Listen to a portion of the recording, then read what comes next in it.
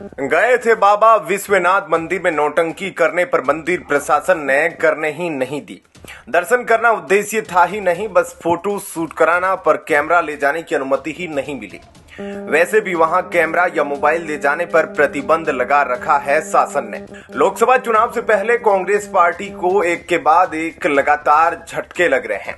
झटकों के बीच राहुल गांधी शनिवार को वाराणसी में काशी विश्वनाथ मंदिर में पूजा अर्चना करने गए, लेकिन भारत जोड़ो न्याय यात्रा के दौरान राहुल गांधी ने काशी विश्वनाथ मंदिर में पूजा की या नहीं, इस पर विवाद बढ़ गया है। कांग्रेस के दावे के बीच काशी विश्वनाथ ट्रस्ट की ओर से कहा गया है कि मंदिर के अंदर राहुल गांधी ने तो किसी भी तरह की पूजा नहीं की और न ही संकल्प लिया।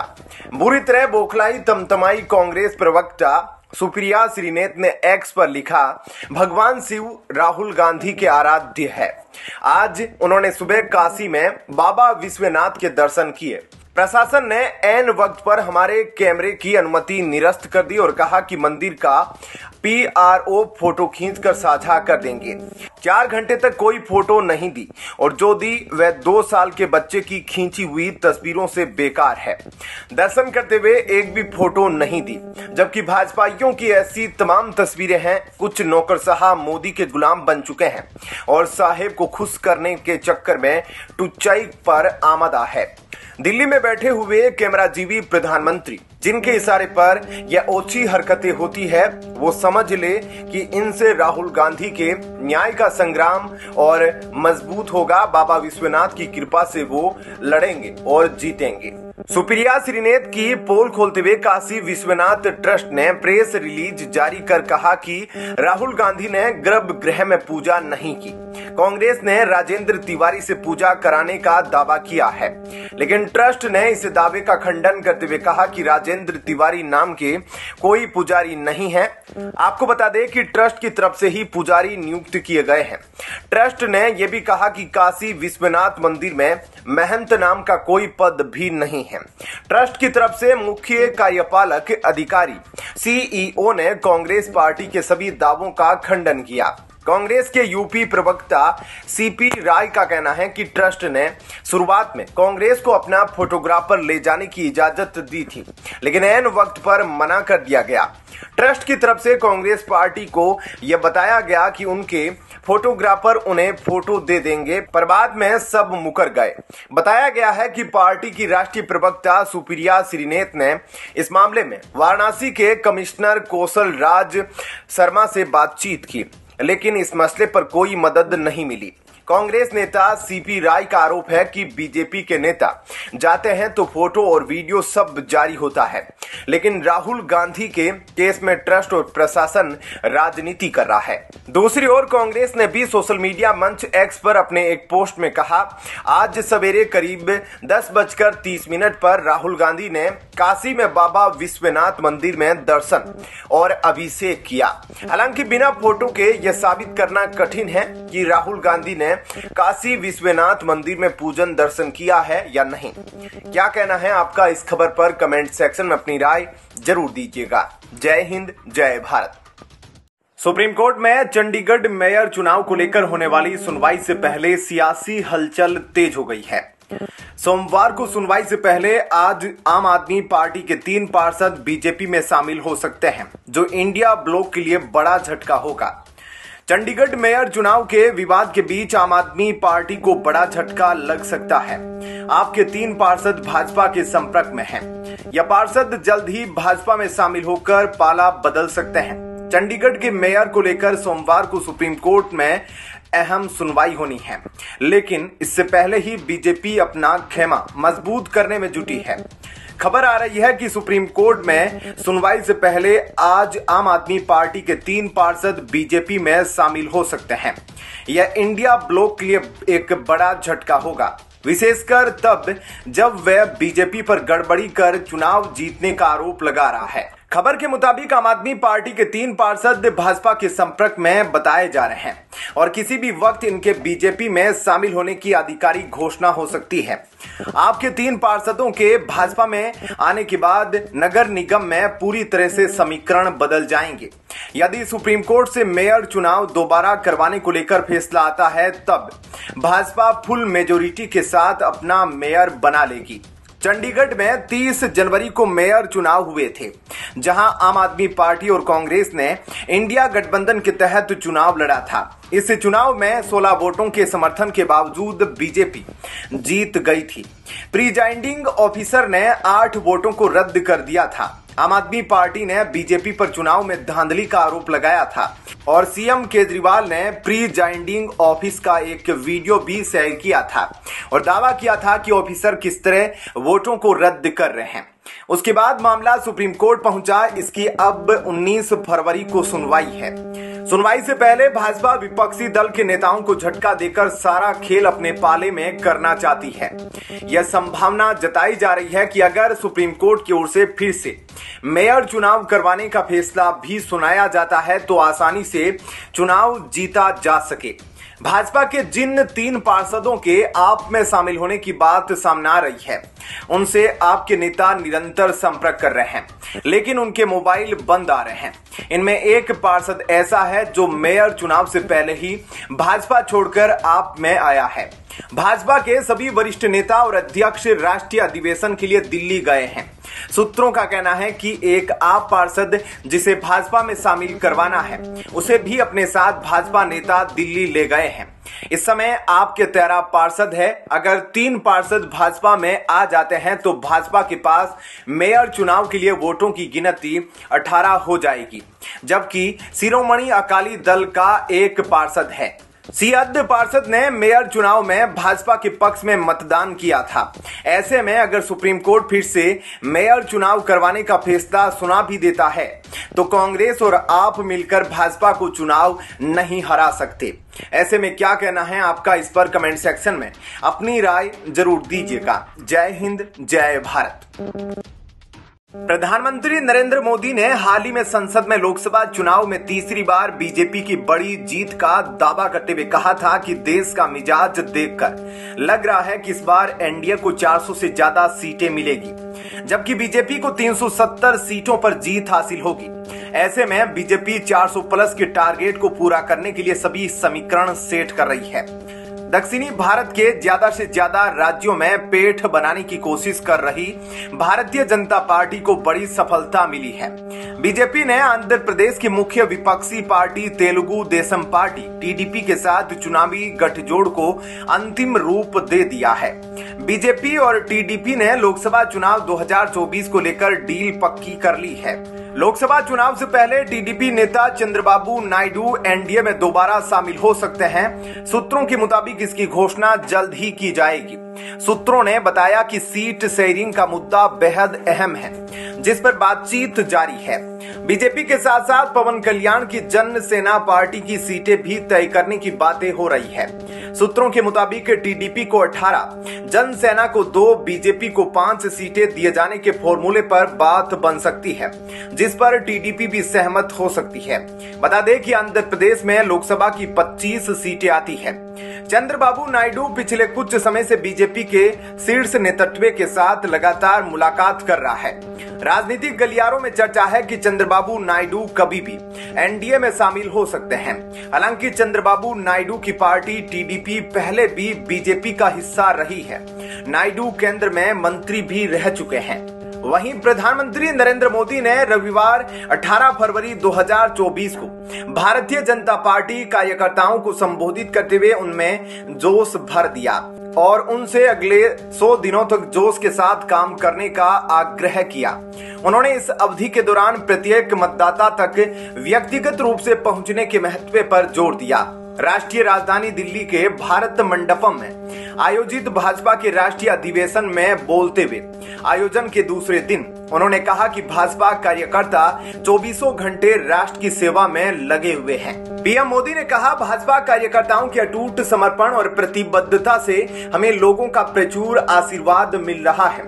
2024 में तीसरी बार सरकार बनाकर हम सार्वजनिक सेवा और राष्ट्र सेवा का एक अद्वितीय इतिहास बनाने के लिए तैयार है। मैं भाजपा को संबोधित कर रहा हूं। पिछले महीने चंद्रबाबू नायडू ने नई दिल्ली में गृह मंत्री अमित शाह और भाजपा अध्यक्ष जेपी नड्डा से मुलाकात की, जिससे टीडीपी की एनडीए में वापसी की अटकलें तेज हो गई। नायडू ने गृह मंत्री के आवास पर शाह से मुलाकात की, जहां जेपी नड्डा भी मौजूद थे। यदि नायडू एनडीए में लौटते हैं तो जनता दल के अध्यक्ष और बिहार के मुख्यमंत्री नीतीश कुमार के पिछले महीने महागठबंधन से नाता तोड़कर उसके साथ शामिल होने के बाद ऐसा करने वाली यह दूसरी प्रमुख क्षेत्रीय पार्टी होगी। बता दें कि 2019 के लोकसभा चुनाव से पहले चंद्रबाबू नायडू ने एनडीए का साथ छोड़ दिया था। जब उन्होंने एनडीए से नाता तोड़ा था तब वे सूबे के सीएम थे, लेकिन चंद्रबाबू नायडू तब विशेष राज्य के दर्जे की मांग कर रहे थे। इसे लेकर उन्होंने बीजेपी से 20 साल पुराना गठबंधन तोड़ दिया था। ऐसे में क्या कहना है आपका, इस पर कमेंट सेक्शन में अपनी राय जरूर दीजिएगा। जय हिंद, जय भारत। केजरीवाल का सबसे महंगा जुआ। जिस किसान आंदोलन को हवा दे रहे केजरीवाल, उसी कारण 11 लोगों की मौत। दिल्ली सरकार के विभाग ने ही बताई असली वजह। इस बंदे ने दारूबाज आंदोलन जीवियों की धोती खोल दी है। अगर मोदी सरकार आपकी नहीं सुन रही तो 2 महीने में चुनाव है। मोदी जी को हरा दो, अपनी सरकार ले आओ। कृषि राज्य का विषय है। अपने काका पंजाब के सीएम भगवंत मान से कहो 50 रुपए किलो आलू खरीदे। क्यों नहीं खरीदता? हर फसल पर एमएसपी दे दे। यहाँ क्यों आए हो लोगों को परेशान करने? इससे सिद्ध होता है कि यह किसान नहीं, विपक्ष द्वारा प्रायोजित भाड़े के टट्टू है। अगर जनता अपने पर आई तो इन नकली किसानों का बक्कल उतार देगी।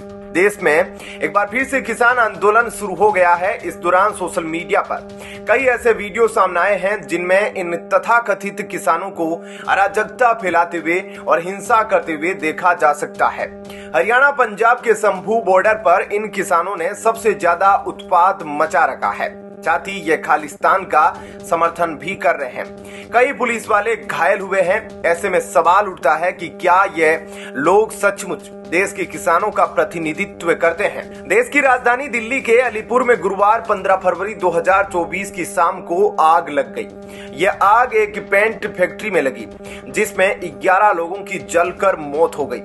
इस हादसे की वजह जो भी रही हो, लेकिन राहत एवं बचाव कार्यों में देरी हुई, जिसके चलते इतना बड़ा नुकसान हुआ।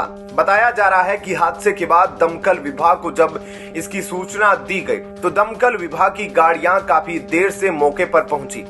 अलीपुर अग्निकांड मामले में एक अधिकारी ने किसान आंदोलन की वजह से भारी बैरिकेडिंग को दमकल विभाग की गाड़ियों के पहुंचने में हुई देरी की वजह बताया। दमकल के देरी से पहुंचने के मामले में दिल्ली के मुख्यमंत्री अरविंद केजरीवाल ने जांच के आदेश दिए हैं। दिल्ली के मुख्यमंत्री अरविंद केजरीवाल ने कहा, यह बहुत दुखद घटना है। आग एक पेंट फैक्ट्री में लगी, जिसमें 11 लोगों की मौत हो गई तो 4 लोग घायल हो गए। उन्होंने मृतकों के परिजनों के लिए 10-10 लाख रुपए के आर्थिक मदद की बात कही। साथ ही गंभीर रूप से घायलों को 2-2 लाख देने और मामूली रूप से घायलों को 20-20 हजार रुपए देने की बात कही। इस दौरान उन्होंने कहा, बताया जा रहा है कि दमकल की गाड़ियां देरी से पहुंची। मैं इसकी जांच के आदेश दूंगा। फैक्ट्री के खिलाफ कार्रवाई की जाएगी। अरविंद केजरीवाल ने भले ही जांच की बात कही हो, लेकिन दिल्ली में किसी भी आपात स्थिति से निपटना काफी मुश्किल हो रहा है। एक तरफ उनकी सरकार किसान आंदोलन का समर्थन कर रही है। पंजाब में किसानों को बिना किसी रोक टोक के हरियाणा की सीमाओं को घेरने का मौका दिया जा रहा है, तो दिल्ली में अरविंद केजरीवाल की सरकार ने केंद्र सरकार के उस प्रस्ताव को नकार दिया, जिसमें केंद्र सरकार ने बवाना स्टेडियम को अस्थायी जेल में बदलने का अनुरोध किया था। यही नहीं, दिल्ली सरकार ने इस अनुरोध को समर्थन देते हुए कहा था कि सभी को शांतिपूर्ण प्रदर्शन का हक है। ऐसे में क्या कहना है आपका इस खबर पर? कमेंट सेक्शन में अपनी राय जरूर दीजिएगा। जय हिंद, जय भारत। कांग्रेस में मैं एकमात्र कमल हूं। एक बार कमलनाथ ने अपने नाम का जिक्र करते हुए मजाकिया लहजे में यह बात कही थी, जो प्रतिद्वंदी बीजेपी का चुनाव चिन्ह है। हालांकि अब सियासी गलियारों में चर्चा चल रही है कि कमलनाथ कांग्रेस से दशकों पुराना नाता तोड़कर बीजेपी में शामिल होने वाले हैं। अगर यह सुगबुगाहट हकीकत में तब्दील होती है तो मध्य प्रदेश की सियासत में कांग्रेस के लिए यह बड़ा झटका साबित होगा। इसी बीच एक वीडियो सोशल मीडिया पर वायरल हुआ है। वायरल वीडियो में दिखाई दे रहा है कि कमलनाथ के बंगले में जय श्री राम का झंडा लगा हुआ है। कांग्रेस ने अयोध्या में राम मंदिर के शुभारंभ का निमंत्रण ठुकरा दिया था, जिसके बाद भी कमलनाथ ने अपने बेटे के साथ छिंदवाड़ा में राम नाम के पत्रक बांटे थे। अब कमलनाथ के बंगले में श्री राम का झंडा लगने से अटकलें तेज हो गई है। बता दें कि मध्य प्रदेश की सियासत में कई बार कमलनाथ का सॉफ्ट हिंदुत्व देखने को मिला था। कमलनाथ के कांग्रेस छोड़ने की अटकलों के बीच कांग्रेस की एक सूची वायरल हुई है, जिसके जरिए कमलनाथ और उनके समर्थकों को इशारों में नसीहत दी गई है। यह मध्य प्रदेश कांग्रेस की पिछले 5 साल में पार्टी छोड़ने वालों की लिस्ट है। इसमें कांग्रेस छोड़ बीजेपी जाने वाले 62 बड़े नेताओं के नाम हैं। कांग्रेस ने सूची में ऐसे नेताओं का जिक्र किया है जो कांग्रेस छोड़ बीजेपी में गए, लेकिन उनका बीजेपी में जाने के बाद कुछ नहीं हुआ। कांग्रेस के मुताबिक दर्जनों पूर्व विधायकों, जिला अध्यक्षों की राजनीति बीजेपी में जाने के बाद खत्म हुई है। इस वायरल लिस्ट में महेंद्र सिंह सिसोदिया, जजपाल सिंह जज्जी, प्रद्युमन सिंह लोधी, राहुल लोधी, मुन्ना लाल गोयल और इमरती देवी समेत 62 दिग्गज नेताओं का नाम शामिल है। गौरतलब है कि 2020 में ज्योतिरादित्य सिंधिया 28 विधायकों के साथ कांग्रेस छोड़ भाजपा में शामिल हो गए थे। इसके बाद कांग्रेस को बड़ा झटका लगा था और कमलनाथ की सरकार गिर गई थी। पिछले 5 सालों में कई दिग्गज नेता कांग्रेस छोड़ भाजपा में शामिल हुए हैं। कांग्रेस का दावा है कि बीजेपी जाने वाले नेता वहां बैक बेंचर्स की भूमिका में हैं। इस सूची के जरिए कांग्रेस कमलनाथ को रोकने की अंतिम प्रयास कर रही है। छिंदवाड़ा में कमलनाथ का विशाल सफेद बंगला एक द्वीप की तरह खड़ा दिखता है। बाहर हमेशा भारी भीड़ जमा रहती है। उनके नेतृत्व में इलाके का काफी विकास भी हुआ है। कमलनाथ की पकड़ का अंदाजा इसी बात से लगाया जा सकता है कि मध्य प्रदेश का बाकी हिस्सा भले ही भगवा हो गया हो, लेकिन उनका गढ़ छिंदवाड़ा इससे अछूता ही रहा। अब यह स्पष्ट है कि कमलनाथ राहुल गांधी के साथ उस समीकरण को साझा नहीं करते हैं जो उन्होंने उनके माता पिता राजीव और सोनिया के साथ साझा किया था। बीजेपी के लिए इस कमल का साथ आना गांधी परिवार के लिए बड़ा झटका होगा। वहीं कमलनाथ के लिए पाला बदलने का मतलब होगा कि इस कमल के पास अब एक नया नाथ होगा। कमलनाथ के बीजेपी ज्वाइन करने को लेकर पूर्व सीएम दिग्विजय सिंह ने बड़ा दावा किया है।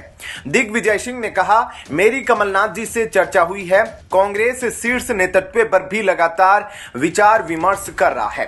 कमलनाथ जी जैसा व्यक्ति जिन्होंने शुरुआत कांग्रेस से की और जिन्हें हम सब इंदिरा जी का तीसरा सुपुत्र मानते थे और उन्होंने हमेशा कांग्रेस का साथ दिया है, कांग्रेस के स्तंभ रहे।